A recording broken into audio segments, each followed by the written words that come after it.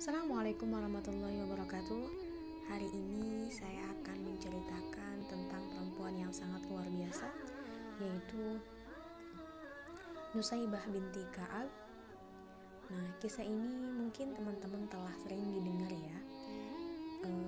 Nah, ini sekedar mengingatkan kembali tentang perjuangan wanita mulia ini. Semoga dapat mengembalikan gairah kita untuk bisa meneladani beliau, yaitu wanita yang berhati baja. Nusaibah binti Ka'ab radhiyallahu anha namanya tercatat dalam tinta emas penuh kemuliaan. Bahkan kematiannya mengundang ribuan malaikat untuk menyambutnya. Hari itu Nusaibah sedang berada di dapur. Suaminya Sa'id sedang beristirahat di bilik tempat tidur.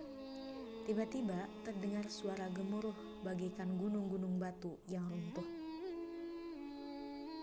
Nusaibah menerka, itu pasti tentara musuh. Memang, beberapa hari ini ketegangan memuncak di kawasan Gunung Uhud. Dengan bergegas, Nusaibah meninggalkan apa yang sedang dilakukannya dan masuk ke bilik. Suaminya yang sedang tertidur dengan halus dan lembut dikejutkannya. "Suamiku tersayang," Nusaibah berkata, "aku mendengar pekik suara menuju ke Uhud. Mungkin orang-orang kafir telah menyerang." Sa'id yang masih belum sadar sepenuhnya tersentak. Dia menyesal mengapa bukan dia yang mendengar suara itu, tapi malah istrinya. Dia segera bangun dan mengenakan pakaian perangnya. Sewaktu dia menyiapkan kuda, Nusaibah menghampiri dan menyodorkan sebilah pedang kepada Sa'id. "Suamiku, bawalah pedang ini. Jangan pulang sebelum menang." Sa'id memandang wajah istrinya setelah mendengar perkataan itu. Tak pernah ada keraguan padanya untuk pergi ke medan perang. Dengan sigap dinaikinya kuda itu. Lalu terdengar derap suara langkah kuda menuju ke utara. Sa'id langsung terjun ke tengah medan pertempuran yang sedang berkecamuk. Di satu sudut yang lain, Rasulullah melihat dan tersenyum kepadanya. Senyum yang tulus itu semakin mengobarkan keberanian Sa'id. Di rumah, Nusaibah duduk dengan gelisah. Kedua anaknya, Ammar yang baru usia 15 tahun dan Sa'ad yang 2 tahun lebih muda, memperhatikan ibunya dengan pandangan cemas. Ketika itulah tiba-tiba muncul seorang penunggang kuda yang nampaknya sangat gugup. "Ibu, salam dari Rasulullah." Suami ibu, Sa'id, baru saja gugur di medan perang. Beliau syahid. Nusaibah tertunduk sebentar. "Inna lillah. Suamiku telah menang perang. Terima kasih ya Allah," ucap Nusaibah. Setelah pemberi kabar itu meninggalkan tempat, Nusaibah memanggil Ammar. Ia tersenyum kepadanya di tengah tangis yang tertahan. "Ammar, kau lihat ibu menangis? Ini bukan air mata sedih, nak. Mendengar ayahmu telah syahid. Ibu sedih karena tidak memiliki apa-apa lagi untuk diberikan bagi para pejuang Nabi. Maukah engkau melihat ibumu bahagia?" Ammar mengangguk, hatinya berdebar-debar. "Ambillah kuda di kandang dan bawalah tombak. Bertempurlah bersama Nabi hingga kaum kafir terhapus." Mata Ammar bersinar-sinar. "Terima kasih ibu, inilah yang aku tunggu sejak dari tadi. Aku ragu, seandainya ibu tidak memberi peluang kepadaku untuk membela agama Allah." Putra Nusaibah yang berbadan kurus itu pun terus menderapkan kudanya mengikuti jejak sang ayah. Tidak terlihat ketakutan sedikit pun dalam wajahnya. Di hadapan Rasulullah, ia memperkenalkan diri.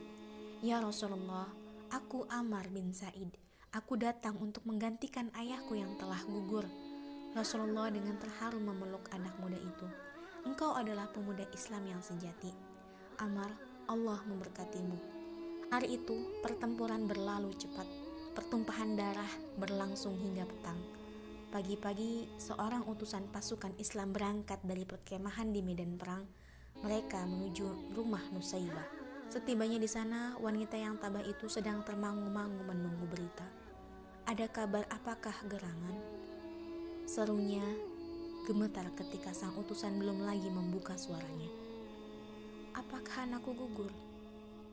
Utusan itu menunduk sedih. "Betul. Innalillah." Nusaibah bergumam kecil. Ia menangis. Kau berduka ya Ummu Ammar? Nusaibah menggeleng kecil. Tidak, aku gembira. Hanya aku sedih. Siapa lagi yang akan kuberangkatkan saat masih anak-anak? Mendengar itu, Sa'ad yang sedang berada tepat di samping ibunya menyela. Ibu, jangan remehkan aku. Jika engkau izinkan, akan aku tunjukkan bahwa Sa'ad adalah putra seorang ayah yang gagah berani. Nusaibah terperanjat. Ia memandang putranya. Kau tidak takut, nak? Sa'ad yang sudah meloncat ke atas kudanya menggeleng, yakin. Sebuah senyum terhias di wajahnya.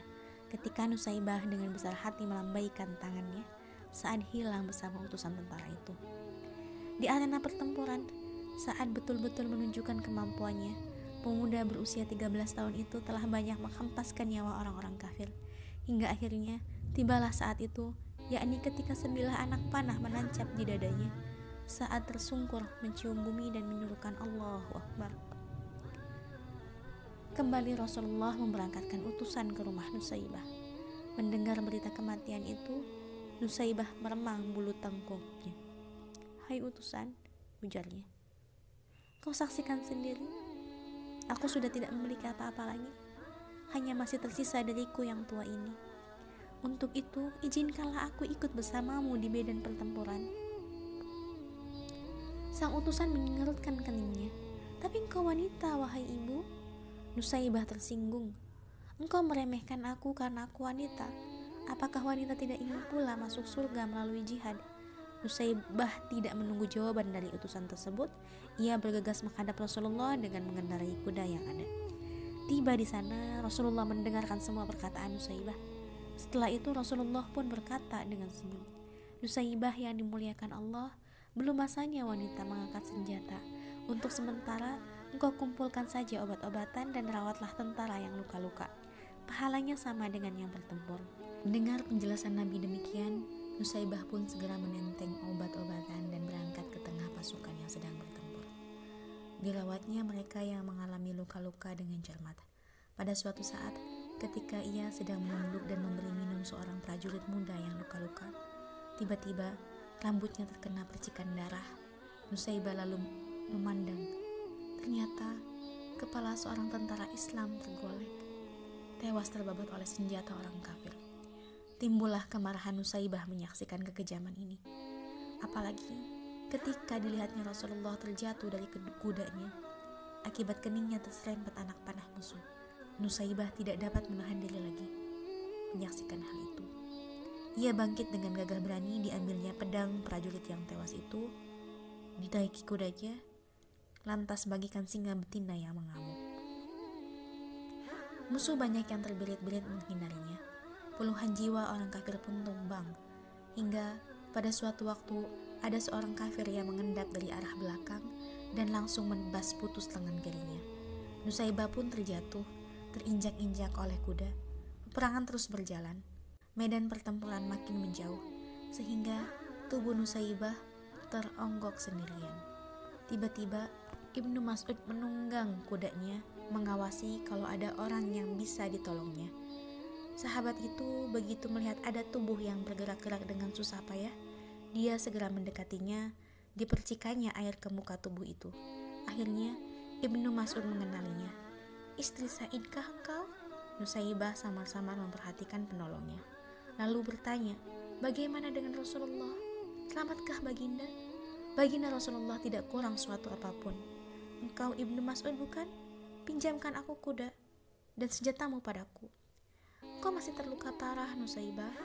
Engkau mau menghalangi aku untuk membela Rasulullah? Jawab Nusaibah.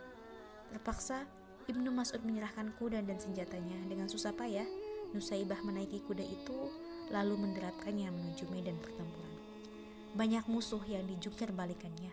Namun karena tangannya sudah buntung, akhirnya tak urung juga lehernya terbabat putus oleh sabetan pedang musuh. Gugurlah wanita perkasa itu ke atas pasir. Darahnya membasahi tanah yang dicintainya. Tiba-tiba langit berubah mendung, hitam kelabu. Padahal tadinya langit tampak cerah dan terang benderang. Pertempuran terhenti sejenak. Rasul kemudian berkata kepada para sahabatnya, Kalian lihat, langit tiba-tiba menghitam, bukan? Itu adalah bayangan para malaikat yang beribu-ribu jumlahnya. Mereka berduyun-duyun menyambut kedatangan arwah Nusaibah, wanita perkasa. Subhanallah, Allahu Akbar. Tanpa pejuang seperti dia, mustahil agama Islam bisa sampai dengan damai kepada kita yang hidup di zaman sekarang. Semoga Allah Azza wa Jalla menempatkan mereka dan kita semua di surganya, di samping Rasulullah SAW.